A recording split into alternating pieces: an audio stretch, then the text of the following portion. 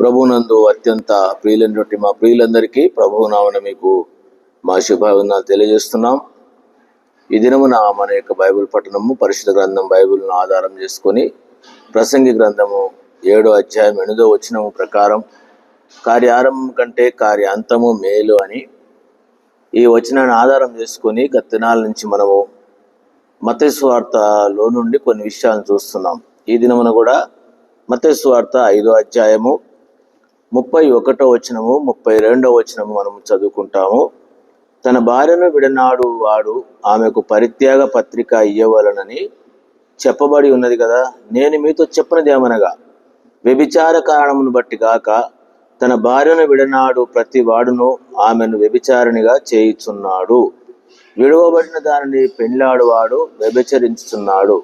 మా ప్రియమైనటువంటి వారలారా, పరిశుద్ధ గ్రంథం బైబిల్లో ఈ విధంగా యేసు ప్రభు వారు కొండ మీది ప్రసంగంలో తెలియనటువంటి విషయాన్ని మనము ఎరగగలం.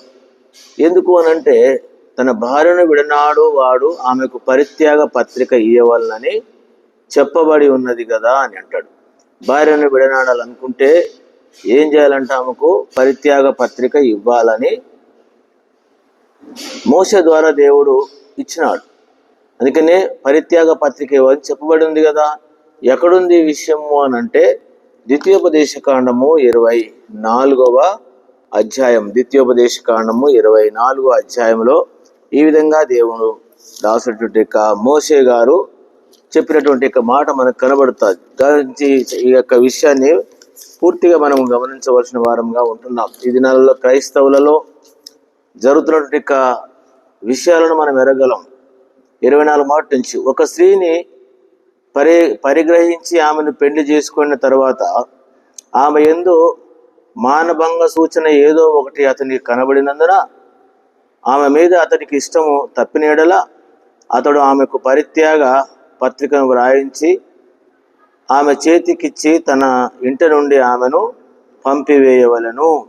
ఇది ఒక భాగం. రెండవది ఏంటంటే, ఆమె అతన్ని ఇంటి నుండి వెళ్ళిన తర్వాత వేరొక పురుషుణ్ణి చేసుకొనవచ్చును.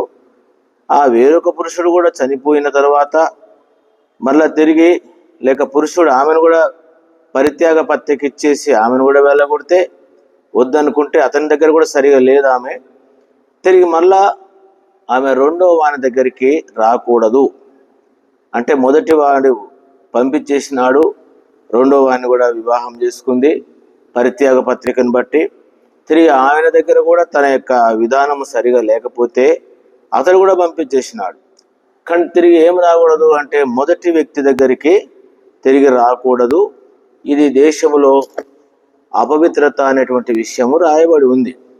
ఇందును బట్టి మనం గమనించవలసిన విషయం ఏంటంటే, ఇదే విషయాన్ని గురించి యేసు ప్రభువు వారు కొండ మీది ప్రసంగంలో తన భార్యను విడనాడు వాడు ఆమెకు ప్రత్యేక పత్రిక ఇవ్వాలని.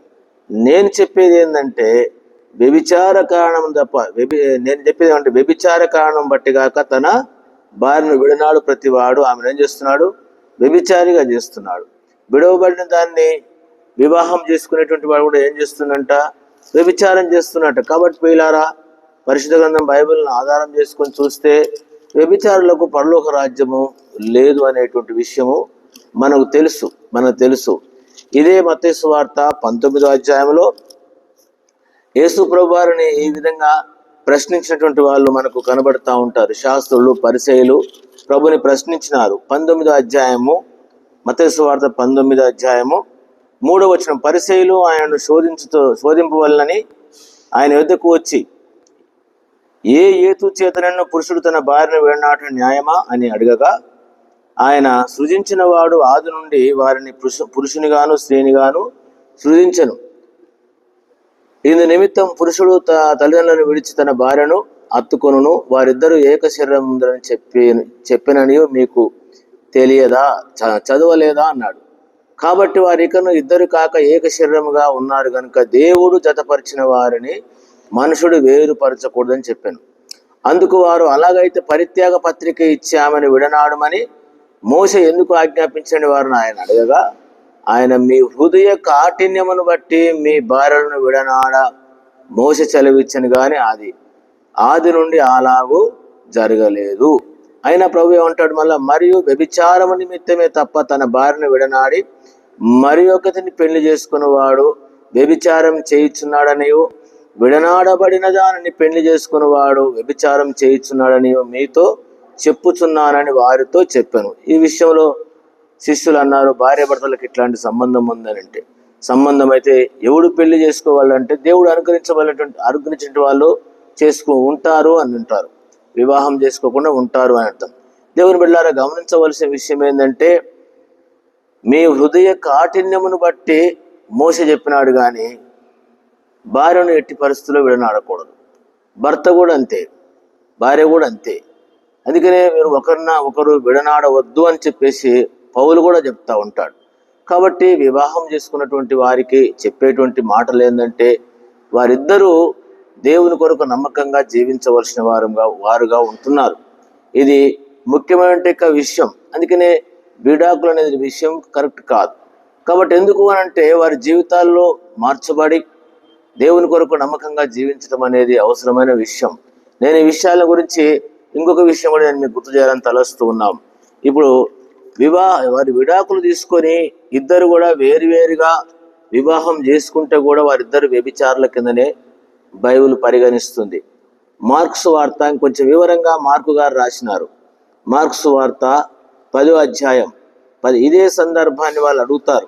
ఇదే సందర్భాన్ని విడనాట న్యాయమా అంటే ప్రభు 3వ వచనంలో, అందుకు ఆయన, మోసే మీకేమి ఆజ్ఞాపించని వారిని అడిగాను, వారు పరిత్యాగ పత్రిక వ్రాయించి ఆమెను విడనాడవాలని మోసే చెప్పని సెలవేయగా, మీ హృదయ కాఠిన్యమును బట్టి అతడు ఇలాగూ మీకు వ్రాసి ఇచ్చనే గాని సృష్టి ఆది నుండి దేవుడు వారిని పురుషునిగాను స్త్రీనిగాను నియమించడు. ఈ హేతువు చేత పురుషుడు తన తల్లిదండ్రులను విడిచి తన భార్యను హత్తుకొనును. వారిద్దరు ఏకశరీరమైందురు కనుక వారిద్దరు కాగా ఏకశరీరంగా ఉందురు. కాబట్టి దేవుడు జతపరిచిన వారిని వేరుపరచకూడదని చెప్పాను. మళ్ళా 10వ వచనంలో ఏమంటాడు, ఇంటిలోనికి వెళ్ళిన తర్వాత శిష్యులు అడిగితే యేసు చెప్తున్న మాట ఏంటంటే, అందుకు ఆయన, తన భార్యను విడనాడి మరి ఒకతిని వివాహం చేసుకున్నవాడు తాను విడనాడిన ఆమె విషయమై వ్యభిచరించువాడగును. మరియు స్త్రీ తన పురుషుడిని విడనాడి మరి ఒకరిని పెళ్లి చేసుకునేట్లా ఆమె వ్యభిచరించినదగును వారితో చెప్పాను. అందుకని ఏం చేయదు, ఎట్టి పరిస్థితుల్లో వారిద్దరూ విడాకులు అనేది కాదు అనేటువంటి విషయము ఇది మనము ఎరగవలసిన వారంగా ఉంటున్నాం. మరి విడాకులు తీసుకుంటున్నారు కదంటే వ్యభిచార కారణమును బట్టి అని అంటాడు. మరి వ్యభిచార కారణాన్ని బట్టి కూడా చేసుకోవచ్చా అని అంటే, వారికి ఉన్నటువంటి విషయాన్ని బట్టి, వారికి ఉన్నటువంటి విధానాన్ని బట్టి జరుగుతున్నటువంటి సందర్భం. ఎందుకు అనంటే, ఇది బైబిల్ ప్రకారంగా దేవుని వాక్యంలో మాత్రం మనకు తెలుసు. హెబ్రీ పత్రిక 13:4లో దేవుడే వారికి తీర్పు ఇస్తాడు. వివాహం అన్ని విషయంలో ఘనమైనది గాను పాన్పు నిష్కల్మషమైన గాను ఉండవలను. వ్యభిచారులకును వేశ్యాసంగులకు దేవుడు తీర్పు తీస్తాడు. బైబిల్ ప్రకారంగా వ్యభిచారులకు దేవుడు తప్పకుండా తీర్పు తీరుస్తాడు. ఇది మనకు తెలిసిన విషయమే. కాబట్టి దేవుడు తీర్పు తీర్చే విధంగా వీరు గనుక ఉంటే, ఒకవేళ వాళ్ళు ఆ విధంగా దేవుడు వారిని తప్పకుండా దేవుడు తీర్పు తీరుస్తాడు సుమా. కానీ వారి జీవితాలు మార్చుకొని సరి చేసుకొని జీవించటం అవసరం. ఎందుకు చెప్తున్న విషయం అనంటే, వారి హృదయ కాఠిన్యమును బట్టి అని చెప్పేసి బైబిల్లో కొన్ని విషయాలు ఉన్నాయండి. బైబిల్లో కొన్ని విషయాలు నేను మీకు గుర్తు చేయాలని తలస్తూ ఉన్నాం. బైబిల్లో 2 పాపాలు వ్యభిచారానికి గుర్తుగా ఉంటాయి. ఒకటి వ్యభిచారము, రెండవది విగ్రహారాధన కూడా వ్యభిచారం. విగ్రహారాధన కూడా వ్యభిచారం. బైబిల్లో ఈ విధంగా వ్రాయబడి ఉంటున్నటువంటి విషయం. ఈ విషయాల్లో దేవుడే ఓ గొప్ప కనికరాన్ని చూపినాడు. ఇంకొక విషయం కూడా మనం చూడవచ్చు బైబిల్ ప్రకారంగా. ఎందుకంటే కొన్నిసార్లు మీ హృదయ కాఠిన్యమును బట్టి అంటే, ఒకవేళ వారు తప్పును ఒప్పుకొని క్షమించి ప్రభు కొరకు తీర్మానం చేసుకొని నమ్మకంగా జీవిస్తే, ఇద్దరు జీవితాలు మార్చుకుంటే దేవుడు కనికరిస్తాడు. దీనికి గుర్తు ఏంటంటే, మీరు గమనించండి, మనకు యేసు ప్రభు వారి యొక్క సంతానములో ఎరికో పట్టణం అంటే రాహాబు అంటే వేశ్య ఉంది. వేశ్యను ఇశ్రాయేలీలకు సంబంధించిన వ్యక్తి వివాహం చేసుకున్నాడు. వేశ్య అని తెలిసి చేసుకున్నాడు. ఆమె పరిగణించబడింది. ఇంకొక విషయం కూడా నేను మీకు గుర్తు చేయాలని తలస్తూ ఉన్నాం. మనందరికీ పితరుడైనటువంటి దైవ చిత్తానుసారం అంటే రాజు ఉన్నాడు. ఎవరు అంటే దావీదు రాజు గారు. దావీదు రాజు గారికి వివాహమైనప్పుడు మీకాలును అతనికి భార్యగా ఇవ్వబడింది, సౌలు యొక్క కుమార్తె. తిరిగి తనకున్న పరిస్థితిని బట్టి తాను అరణ్యంలోకి వెళ్ళిపోయిన తర్వాత సౌలు తన యొక్క కుమార్తెను వేరే వారికి ఇచ్చి పెళ్లి చేసినాడు. తిరిగి మళ్ళా తాను రాజు అయినాక మళ్ళా తెచ్చుకున్నాడు. కాబట్టి మనకి ఇట్లాంటివి కనబడతాయి. బైబిల్ ధర్మశాస్త్ర ప్రకారం ఏం చేయొద్దు, పోయినటువంటి వేరే దగ్గరికి పోయిన తర్వాత మళ్ళీ తీసుకొచ్చుకోనదు. దాంట్లో మనం కనపడేది ఎవరంటే దావీదే. దీన్ని బట్టి బైబిల్ని బట్టి చూస్తే మనకేమి రాయబడిందంటే ఇర్మియా గ్రంథము 3వ అధ్యాయంలో ఈ విధంగా రాయబడింది. అందుకనే దేవుని బిడ్డలుగా దేవుని వాక్యములో ఉన్నటువంటి విషయాలు మనం ఎరగవలసిన వారంగా ఉంటున్నాం. ఇర్మియా గ్రంథము 3వ అధ్యాయం, ఇర్మియా గ్రంథము 3 ఈ విధంగా రాయబడి ఉంటున్నటువంటి మాట చూడండి. మొదటి నుంచి, మరియు ఒకడు తన భార్యను పరిత్యాగించగా ఆమె అతని యొద్ద నుండి తొలగిపోయి వేరొక పురుషునిదైన తర్వాత అతడు ఆమె యొద్దకు తిరిగి చేరునా అలాగు జరుగు దేశము బహు అపవిత్రమగును కదా. అయినను నీవు అనేకులైనను విటకాళ్లతో వ్యభిచారం చేసినను నా యొద్దకు తిరిగి రమ్మని యెహోవా సెలవిచ్చుచున్నాడు. ఎవరు? ఇశ్రాయేలు యొక్క సార్వత్రిక పాపము, వ్యభిచారం. దీన్ని ఏమంటారంటే విగ్రహారాధన, వ్యభిచారము. అయినా దేవుడు ఏం చేసినాడు? ఇశ్రాయేలు యొక్క ప్రజలను వారు ఈ విధంగా జీవించిన దేవుడు వారిని చేర్చుకున్నాడు. కాబట్టి విశ్వాస జీవితంలో ఒకరినొకరు ప్రభు దగ్గర సంపూర్ణంగా క్షమాపణ అడిగితే వారికి కనికరం దొరుకుతుంది. ఎందుకంటే దానికి దేవుడే చెప్పినాడు. వీరు ఇటు చేసినారు, నేను చేర్చుకున్నాను అన్నాడు. మనకు కూడా పాట ఉంది, విడువబడిన మమ్ము వివాహితగా చేసే హల్లెలూయా పాడదను. మనం కూడా బైబిల్ ప్రకారంగా నిన్ను సృష్టించిన వాడు నీకు భర్త అనుంది. అందుకనే మనం నమ్మినటువంటి యొక్క దేవుణ్ణి కాకుండా ఎన్నో దేవతలను మనము మొక్కినటువంటి వాళ్ళం. రెండవది, ఇప్పటికి కూడా ఆత్మీయంగా వ్యభిచారం అంటారు. ఎందుకంటే రకరకాల విగ్రహారాధనకు సంబంధించినవి రకరకాల విషయాలను మనము చేస్తున్నటువంటి జీవితాలలో దేవుడు కనికరిస్తున్నాడు. కాబట్టి గమనించవలసిన విషయం ఏంటంటే ఇక్కడ ఇంకొక విషయం కూడా నేను గుర్తు చేయాలని చూస్తున్నాను. హోషేయ గ్రంథాన్ని మీరు తర్వాత చదువుకోండి. హోషేయ గ్రంథంలో మనకు కనబడదంటే ఒక ప్రవక్తనే హోషేయ గారిని వెళ్ళి నీవు వ్యభిచార స్త్రీని పెళ్లి చేసుకోపో అన్నాడు. ఎందుకు ఆ గుర్తంత అంటే, దయచేసి ఈ విషయాన్ని మేము వివరంగా చెప్పలేము. చేసుకో అంటే దేవుడు తెలిసిండి చేసుకున్నాడు. పోయి దేవుని మాటకు లోబడ్డాడు ప్రవక్త, ఆ వ్యభిచార స్త్రీని చేసుకున్నాడు. దానికి కారణం ఏంటంటే యూదా ఇశ్రాయేలు యొక్క ప్రజలు నేను వారికి దేవుడినై రక్షకుడినై నేను ఉన్నాక వారు వెళ్ళి నాకు విరోధంగా ఇతర దేవతలను విగ్రహం చేసినారు, జారక్రియలు చేశారంటారు. అంటే రకరకాల ఆచార పద్ధతులు, అన్య ఆచారాలు చేస్తూ వచ్చినారు. అయినా దేవుడు చేర్చుకున్నాడు. కాబట్టి వీళ్ళారా, దేవుని వాక్యంలో చెప్పే మాట ఏంటంటే మీ హృదయ కాఠిన్యమును బట్టి కాబట్టి ప్రభు యొక్క విధానము ఉంటే, ప్రభు దగ్గర క్షమాపణ అడిగితే మీకు మేలు ఉంటుంది, క్షేమం ఉంటుంది. లేకపోతే చివరిగా చెప్పే మాట ఏంటంటే వ్యభిచారులకు దేవుడు శిక్షిస్తాడు. ఇది చాలా మనం గమనించవలసిన విషయం. అట్లనే కొనసాగించినట్లయితే, అదే విధంగా జీవిస్తే బైబిల్ ప్రకారంగా వీళ్ళకి ఏం లేదంటే మనకు తెలుసు. హెబ్రీ పత్రిక 13:4 స్పష్టంగా ఉంది, వివాహం అన్ని విషయంలో ఘనమైనది గాను పాన్పు నిష్కల్మషమైనది గాను ఉండవలను, వ్యభిచారులకును వేశ్యాసంగులకు దేవుడు తీర్పు తీరుస్తాడు అని రాయబడి ఉంది. అదే 1 కొరింథీ పత్రిక 6వ అధ్యాయంలో ఏముంటుంది?